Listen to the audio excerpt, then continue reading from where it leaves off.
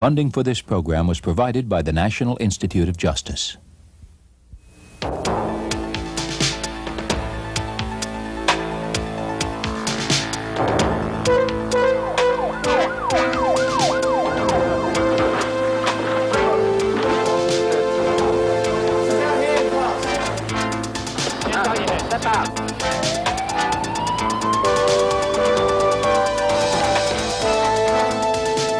Punishment, 19 years, Texas Department of Corrections.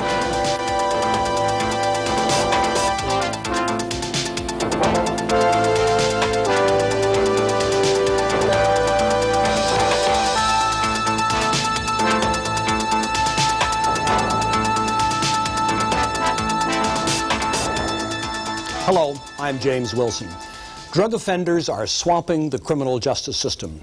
People who have been convicted of breaking drug laws and drug abusers who have committed other crimes are absorbing an ever-increasing amount of police attention, backlogging court dockets, and crowding our jails and prisons far beyond their capacity. The flood of drug offenders is challenging the criminal justice system to come up with innovative ways to deal with them. One new experiment is boot camp. Inmates who qualify generally spend 6 months at a minimum security facility in what's called shock-incarceration. At Butler Shock in upstate New York, 200 young felons, most from the streets of New York City, do their time. Shock starts on the first day, as soon as they get off the bus.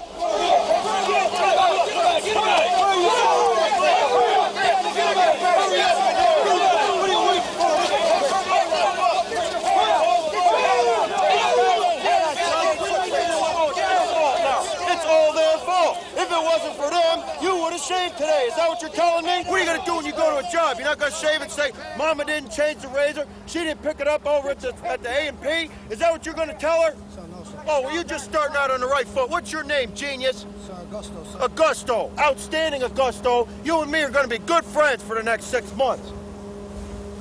The inmate was shocked.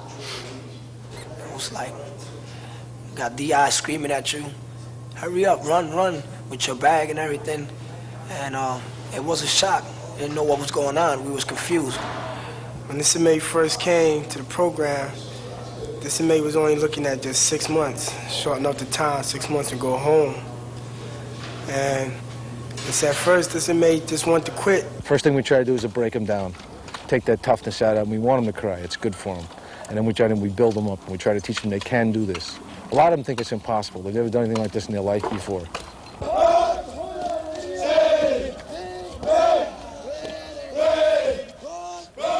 Each day begins the same. At 5:30 in the morning, sun, rain, or snow, 45 minutes of tough calisthenics.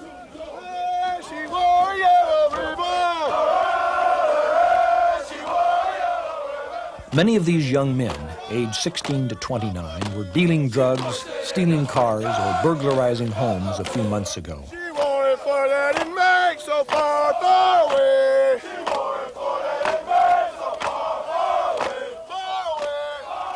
They arrived here by their own choice, opting for Butler's 6-month shock incarceration over 1.5 to 3 years in prison.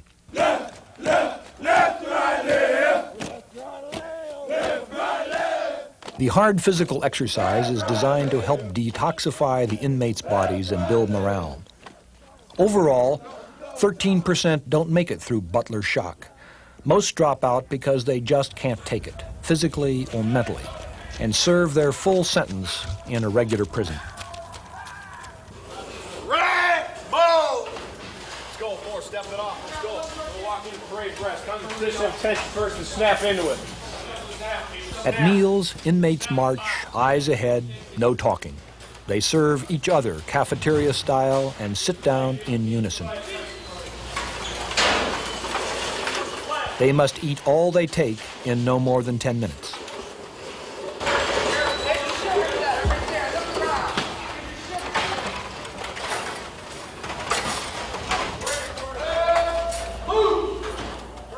The inmate with the log is fulfilling a learning experience.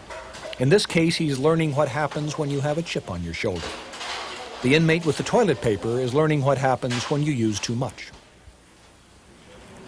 When the inmate with the log complained, this is what happened. The 1, sir, the 2, sir, the 3, sir, the 4, sir, the 5, sir, the 6, sir. Rest position. Hold. Yes, sir. The program works because it's voluntary, says Superintendent Richard Penny. I would describe the program as effective, very, very intense, giving these inmates something they never had before, sense of discipline, sense of pride, self-esteem. Let's go, let's go. We ain't got all done. It may look overly tough, but the rigid discipline is designed to build character. Scott, 24, sir. Suspect 25, sir. Suspect 26, sir. You gotta let go of your pride and everything, and you just gotta let the program work for you. If you come in with an attitude that you're not willing to do things and accept responsibility, and you want to justify your actions, make excuses for your actions, you won't do anything in the program or in life. But if you want to come here and make a solid decision to stay and let the program work for you, and the program works. Some critics of shock incarceration say the rigid discipline doesn't help after the inmates leave the prison setting. Critics of the program, I want to make very clear, aren't talking about New York's program. Critics of the program are talking about a boot camp that on an average keeps an inmate 90 to 120 days, emphasizes the military aspects of the program, push-ups, hard labor, things like that. We agree with the critics. In New York, we're equally concerned with them learning to read, with them learning thinking skills, learning decision-making skills, as we are with having them march in formation.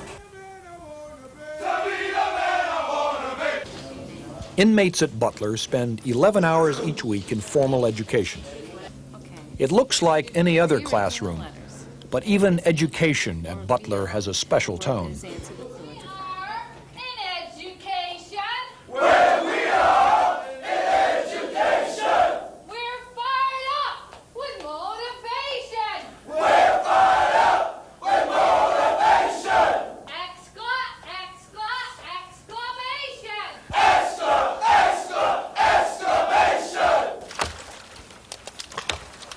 26 hours a week are spent in hard, productive physical labor.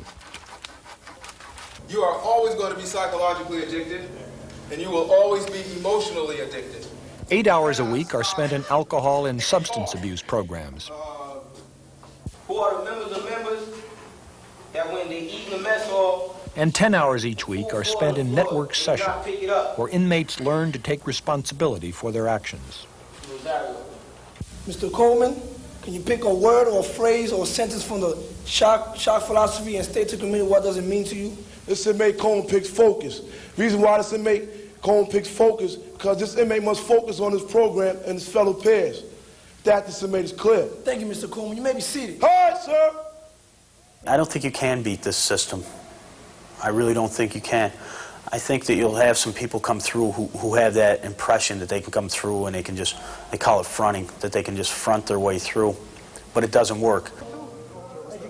6 months after they arrive, the inmates are ready for graduation. Our philosophy is that it is a positive environment for human development. That's what we want here. We're not interested in scaring them straight away from prison, although hopefully we'll do that, because that only lasts about as long as somebody's around to scare them. We want them to learn that they can develop and they can make decisions and they can make choices that'll work for them in their lives. This inmate feels positive about himself, confident, motivated, fired up. This inmate feels that he's going to go out there and do the right thing, and nothing can stop him now. Each inmate who completes the program successfully saves New York State an average of $15,000. Okay. You go home and do it now. Ma'am, yes, ma'am. All of you. Ma'am, yes, ma'am. Okay. Good luck. New York State's shock incarceration program is only 8 years old. It's too early to tell how successful it will be, but state officials say that 82% of those who have completed the program are still out of prison. With me to discuss these matters are Doris Layton McKenzie, an associate professor at Louisiana State University, Barry Nydorf, the chief probation officer for Los Angeles County, and M. Douglas Anglin of UCLA's Drug Abuse Research Group. Professor McKenzie, does shock incarceration really work? It's really too early to tell. We've begun to collect data. Early signs when we look at recidivism, which is what people want as the bottom line data, we're not seeing a difference between people released from shock and those released from a longer stay in prison. What does the recidivism measure mean? Does that mean these people are as likely to be arrested again as those who have come out of a more conventional program? Yes, we have two measures actually that have been taken. One is rearrests, and the second is whether they have been revoked, returned to prison. Is it possible that we might understate the rate of success of either shock incarceration or something else unless we ask whether the rate at which they commit crimes in the community once they're free is changed? For example, if they are committing crimes again but at a lower rate than they once were, would that be a measure of success in your judgment? Yes, that would be, and of course these offenders are probably watched more carefully because they've been involved in this innovative program, and there's a chance that they're being watched and caught, and that our measures are showing the ability of us to catch them, not what they're doing and their rate. The shock incarceration releasees are more visible, and people are more interested in them, and therefore if they make a mistake, they're more likely to come to official notice. There's a good possibility that that's How many states in the Union now have shock incarceration program of some description? There are 14 adult jurisdictions that have programs, some 21 programs. And do these programs reach out for any kind of offender, or do you have to be an offender of a certain type in order to be in it? The majority of the programs are focusing on the nonviolent young offender, usually first time or first time incarcerated. But have they nonetheless committed a fairly serious crime at the time they go into the program? More than a misdemeanor, usually always a felony. So the people we saw at Butler in New York were probably felons, but felons serving their first time in prison. Yes. What proportion of them would be seriously involved in drugs, would you imagine? When I talk to people in the programs, we don't have any hard data on this, but when I've talked to people involved with the programs, they're estimating 70 to 80% of the offenders have some kind of drug involvement. And is it possible for them to get drugs while they're in shock incarceration? No, that's one of the advantages. I don't believe that I think they're watched carefully, and I don't believe that they do get drugs while they're in shock. Is there any kind of urine testing or other forms of testing while they're in the program? No, there's no urine testing while they're in the program. There really doesn't seem to be a need. They are watched so closely. It would be quite a feat to try to get the drugs during the program. What will happen to these young men when they return to the cities where they were first caught for having committed a crime? That's where they confront problems. We see some positive changes taking part during the time they're in prison, but upon release they're immediately thrown back with their group or their gang, who are frequently drug users. This is their main leisure activity. So we think that may be one of the reasons we're not seeing a difference in recidivism. We think that change, they need more support. It's not, they don't just need surveillance, they need drug treatment, they need support, employment, and opportunities during that time. All right, let me ask Barry Nydorf, who runs one of the nation's largest probation departments in Los Angeles County. What can you do for people in the community who are released on parole or who are otherwise being supervised in the community that will help them stay out of trouble or satisfies society's demand for justice, or both? Well, the key really in terms of the shock incarceration is that follow-up and that reinforcement. I think to throw these people back in the community with a very minimum level supervision really does throw them back into the same old system. With a very close follow-up and intensive supervision, constant drug testing, perhaps electronic monitoring or home arrest, and let them slowly move back out into the community, we can make an impact. Now, let's go through some of these terms carefully. What do you mean by home arrest or house arrest? House arrest is a staying in their own residence, either just during the evening hours, or if they don't have a job or other weekends, we can maintain them variable hours at home. How do you make sure they're in fact at home? Either with people monitoring, probation officers and surveillance agents dropping in unannounced around the clock, or increasingly electronic monitoring, a wristband which transmits a signal. We know whether they're in the location where they're supposed to be around the clock, monitored by computer. How many probationers are you responsible for in Los Angeles County? Roughly 85,000 adults, two-thirds of whom are felons, and 16,000 juveniles. That's over 100,000 people, two-thirds roughly having committed at least one serious crime. What happens to them if they violate the conditions of probation? Suppose they break the rules that have been agreed upon and the judge has stated in the probation order, this is what you must and must not do. If they break the rules and it comes to your attention, what happens to them? Well, it's hit and miss, and I think it's dependent upon the circumstances under which those rules are broken. Our policy is to return every violation of a court order to the court. Now, it may not be returned immediately. We may try some local level intervention before it gets returned to court. If it's serious or if it's a new offense, obviously it gets returned to court much sooner. And what happens when it's returned to court? Does that mean they're returned to jail? No. It can mean that. More likely what it will mean is a return to probation, perhaps with a short period of incarceration, perhaps with some other intermediate sanctions imposed in an attempt not to impose the ultimate, which is the state prison, unless it's obviously warranted because of the seriousness. Now, do you have the resources to provide some meaningful sanction for a large proportion or all of the persons who might violate the terms of their probation? No, we really don't. In fact, we have less drug treatment beds, for instance, available to us today than we did 10 years ago, even though we've had an explosive growth in population. There just are not a lot of resources, and we've had to try to invent some intermediate sanctions that we can impose short of jail time, because, as you know, the bed space is at such a premium. Do you require any of your probationers to undergo a mandatory drug test as a condition of probation? Yes, we do. What number of people are involved in that program? Well, we are actively testing on a reduced caseload basis around 10,000 of our 85,000 adults. And what happens to somebody who fails a drug test? We again have some options depending on what the court order says. It's likely after a first positive test we'll make some referrals or some closer level supervision. If there's a longer history or if the judge has ordered differently, even after one positive test, we will return the case to court. Let me turn to Doug Anglin, who's been studying drug abuse in California for many, many years. We want to reduce the involvement of young people in drugs. We want successful drug treatment programs. What do we mean by success when it comes to a drug treatment program? The definition of success varies considerably from the point of view. Enforcement takes the point of view of reduced crime, reduced arrest, reduced incarceration. The medical profession would take the point of view of reduced illness or mortality from drug-related problems.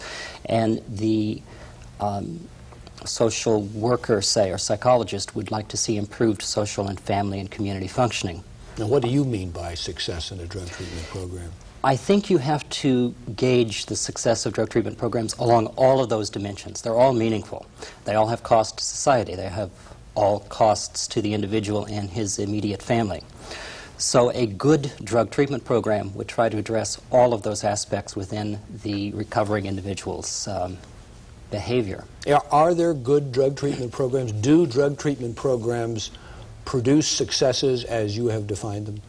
Yes, they do. In fact, the majority of drug treatment modalities, and unfortunately we have too few basic modalities. By modality you mean type of treatment program? That's correct. Those types are residential programs, which are not always so different from the shock-incarceration film that we saw earlier, with discipline and focus and resocialization, as well as building basic skills. For heroin addicts, of course, there is methadone maintenance, which is probably the most strongly evaluated and most successful program of intervention for heroin addicts. Then you have outpatient drug-free, which is a grab bag term for anything from a single individual or group counseling meeting a week to as many as 4 hours a day, 7 days a week. What is the role in all of this treatment of coercion? Many drug users like using drugs. And if it weren't for the fact they were arrested and sent off someplace, they might still be using drugs. They might want to be cleaned up from a bad experience on a drug, but many of them are not actively seeking to get rid of drugs. So can we expect that coercion would play a role, or does it play no role at all in helping them stay off drugs? Coercion plays a very important role in getting drug-using offenders into treatment and retaining them there, at least in the initial period. After an initial exposure to drug treatment, many offenders find that a lot of what they were looking for to change their lives are available to them through treatment, and coercion then starts to take a backseat rather than driver role in getting people into treatment. There is some evidence that individuals coming into treatment under coercion may stay longer and do better. We certainly know they do as well as people coming in for less coercive reasons.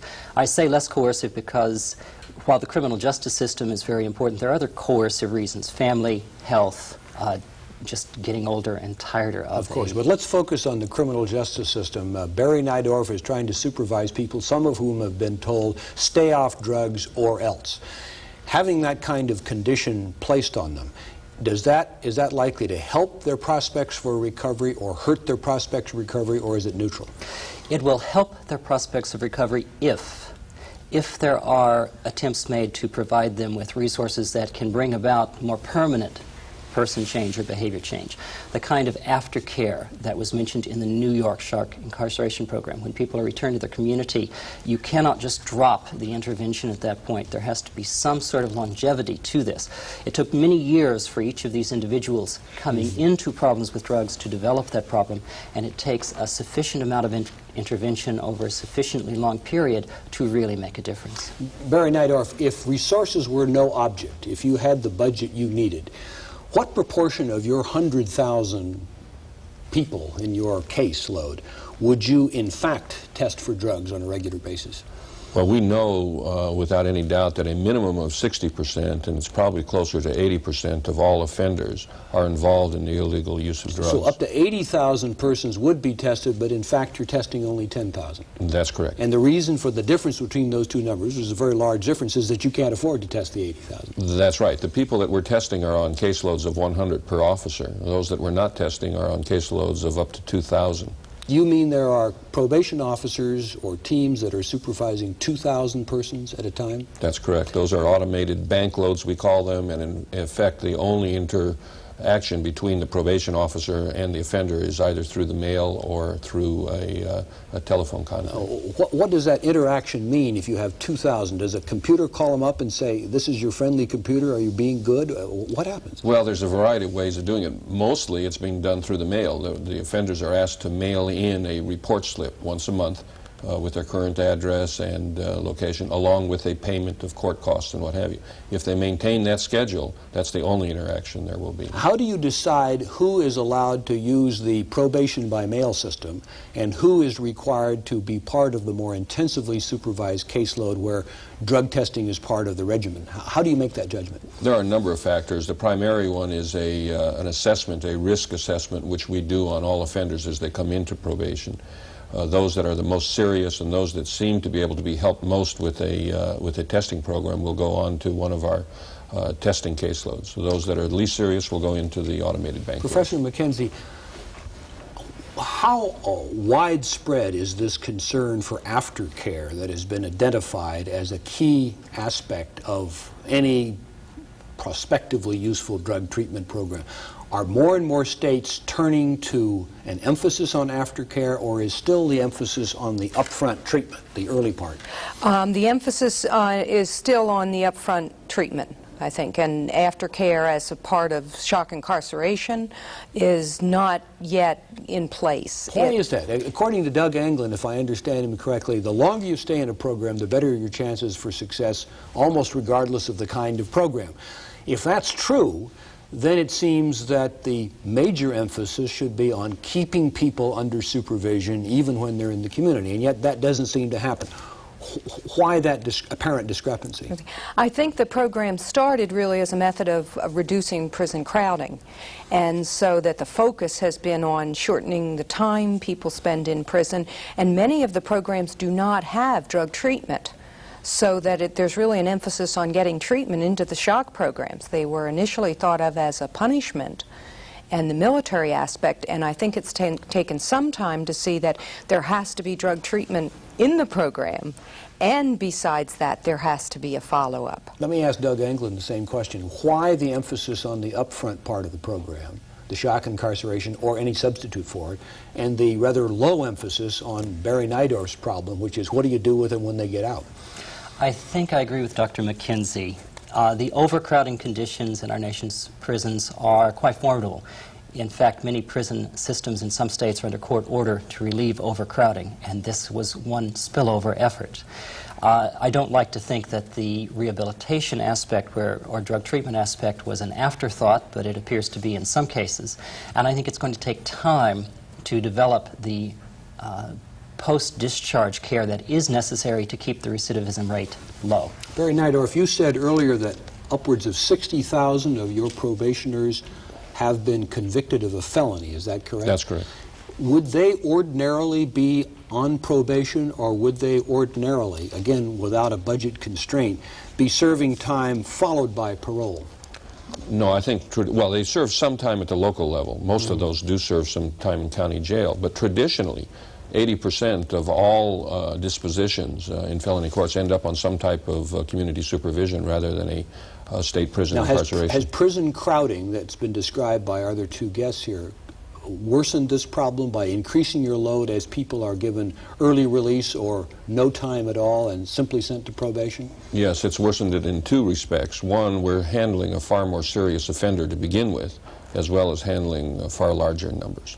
And what is the restraint on meeting the problem of facility crowding? Why isn't that done? The public obviously has a concern about drugs, it has a concern about crime, and yet you report probation caseloads of 2,000 per person.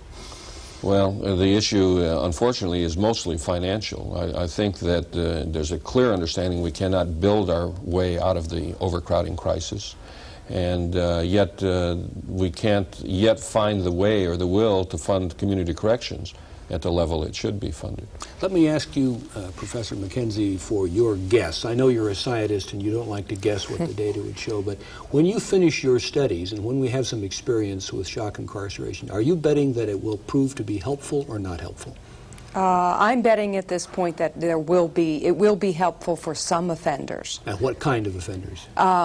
Young offenders who have a short history of involvement in drugs or involvement in crime, and involvement in crime. Thank you, ladies and gentlemen, and thank you for watching. For Crime File, I'm James Wilson.